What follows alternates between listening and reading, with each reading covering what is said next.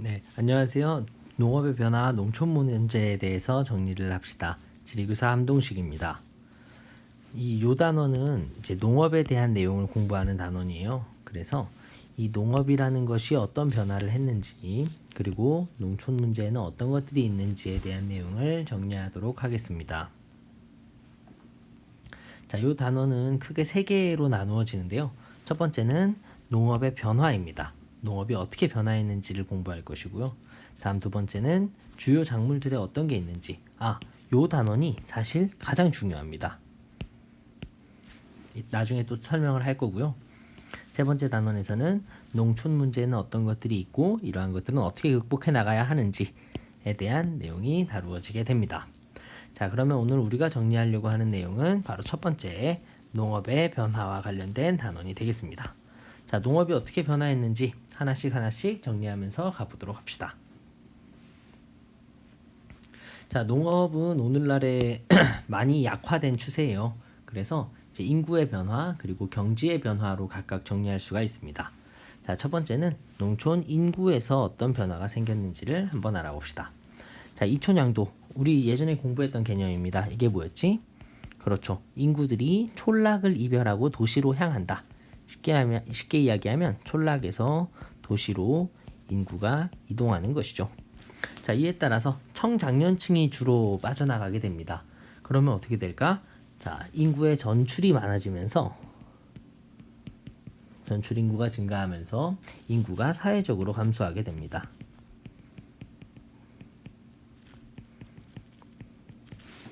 자, 다음 두 번째는 노년층의 인구 비중이 증가하게 돼요.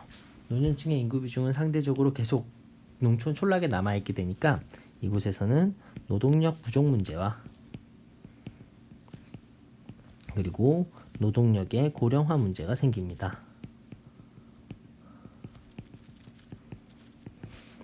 자, 다음 세 번째로 유소년층의 비중이 감소하게 됩니다. 어린아이들이 이제 촌락 지역이 거의 없잖아요. 그래서 초등학교의 통폐합 문제나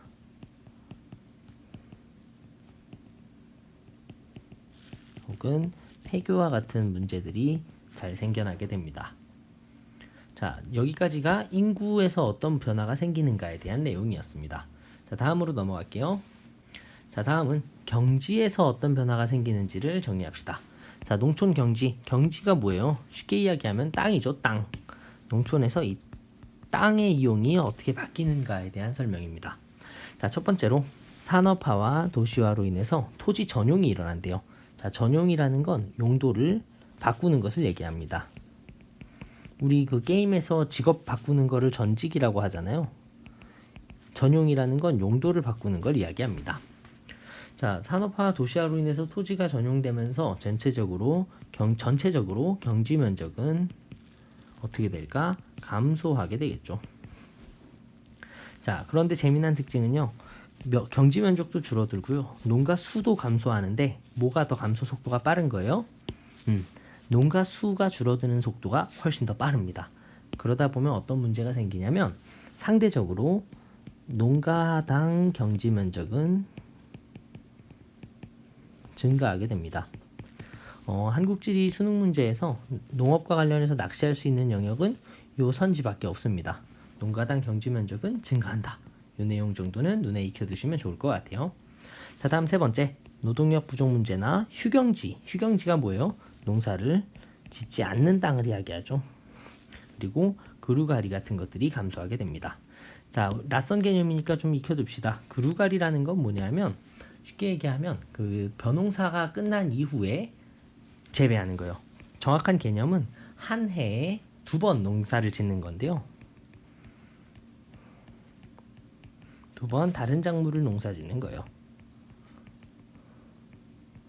우리나라에서 과거에 벼농사 짓고 나서 벼농사 지은 다음에 그 자리에다 뭘 또 지어요? 보리농사를 짓죠. 그래서 벼농사와 보리농사를 같이 하는 것을 그루가리라고 부릅니다. 자, 어찌됐건 노동력이 부족해지고 휴경지가 증가하고 그루가리가 감소하면서 전체적으로 경지의 이용률이 줄어들게 됩니다.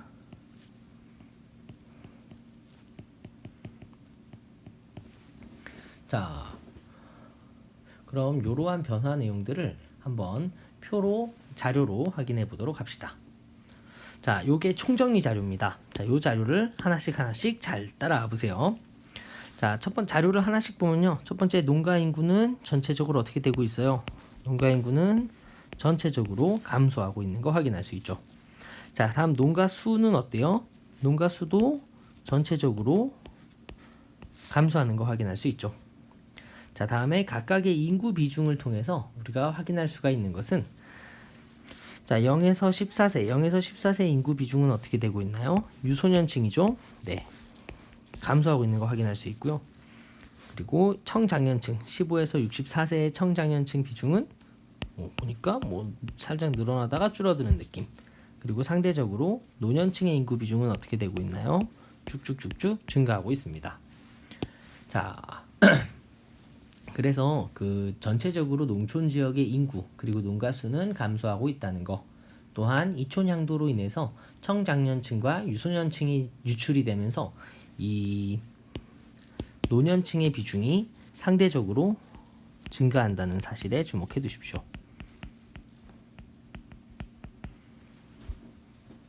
자, 다음 오른쪽 자료를 봅시다. 자, 오른쪽 자료도 마찬가지인데요. 경지 면적의 변화를 보면 어때요? 경지 면적은 전체적으로 감소하고 있죠. 반면에 전업농가 수는 어때요? 전업농가 수도 막 줄어들고 있습니다. 그리고 경지 이용률은 어떻습니까? 전체적인 경지 이용률 또한 조금 늘었다 줄었다 하고 있지만 전체적인 경향적으로는 감소하고 있습니다. 자, 우리가 아까 강조했던 내용을 여기에 한 번만 더 확인하겠습니다. 농가 수도 감소하고요. 그리고 경지 면적도 감소합니다.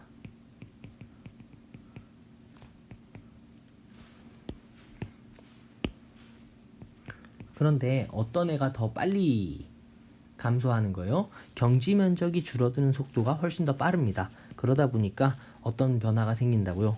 농가당 경지 면적은 오히려 어떻게 되는 추세예요? 증가하는 추세다 라는 자료를 확인해 둘 수가 있겠습니다. 자, 이 내용은 다시 한번 강조를 해둘게요. 자, 그러면 넘어가겠습니다. 원교 농촌과 근교 농촌의 변화인데요. 농촌이라고 해서 다 같은 농촌은 아닙니다. 농업의 형태에 따라서 그리고 이제 어디에 입지하느냐에 따라서 원교 농촌과 근교 농촌으로 구분할 수가 있는데요. 자, 우선 원교 농촌은 쉽게 이야기하면 멀다는 거예요. 도시랑. 그래서 전통적인 형태의 농업지대고요. 근교 농촌은 도시와 가깝다는 뜻입니다. 상대적으로 시설 농업지대가 많습니다. 자, 시설 농업이라는 건 뭐예요? 비닐하우스나 유리온실 같은 것을 얘기해요. 그럼 우리 예전에 한번 다뤄준 적이 있는데요.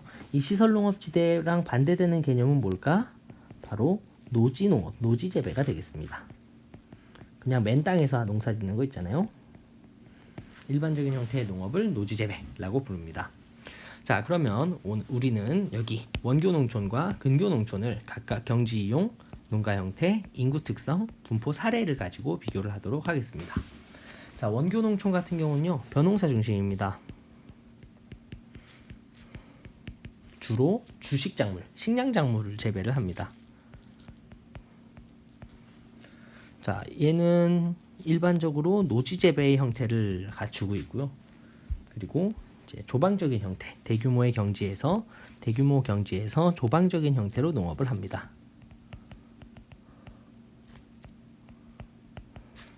반면에 근교농촌 같은 경우는 어때요? 채소나 이제 화훼 같은 꽃 같은 거요. 상품성이 높은 상품 작물을 많이 합니다. 자, 그리고 얘는 시설에서 재배를 하는 시설 재배 방식을 주로 갖추고 있고, 그리고 소규모 경지에서 집약적인 형태로 토지 이용을 합니다.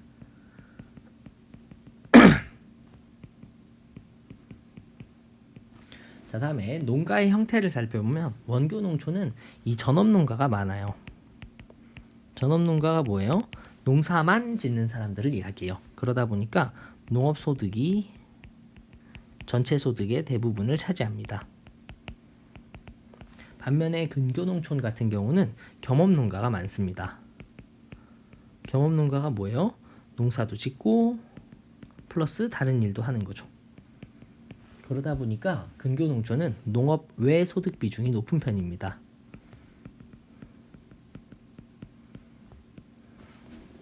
자, 다음 인구 특성을 봅시다.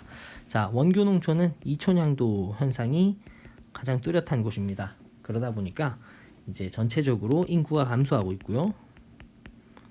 또한 청장년층이 많이 빠져나가면서 노동력 부족 문제도 심각합니다.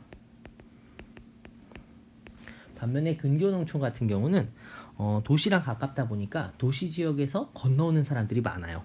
그래서 이질적인 주민 구성이 나타납니다. 다양하다는 뜻이겠죠. 당연히 공동체 의식 어떨까? 도시 그 원교 농촌에 비해서 그 공동체 의식은 약한 편이에요. 유동 인구도 아주 많습니다. 자, 원교 농촌의 대표적인 사례는 큰 평야들 있죠. 호남 평야 같은 저기 전라도에 있는 평야 지역 일대가 가장 대표적인 분포 지역이고요. 근교 농촌은 수도권 일대, 경기도 외곽에 있는 수도권 일대 지역과 그리고 부산과 가까운 김해평야 같은 곳이 오늘날 근교 농촌의 대표적인 사례가 되겠습니다. 자, 이렇게 해서 오늘 우리가 정리한 내용은 여기 농업이 어떻게 변화했는지, 어떤 변화들이 있다고 정리를 했었나요? 네, 인구에서도 변화가 생기고 있고 경지에서도 변화가 생기고 있다라는 내용에 대해서 정리를 했습니다. 이 자료를 분석하는 것은 여러 문제들을 통해서 하나씩 익혀나가면 좋을 것 같네요. 자, 그러면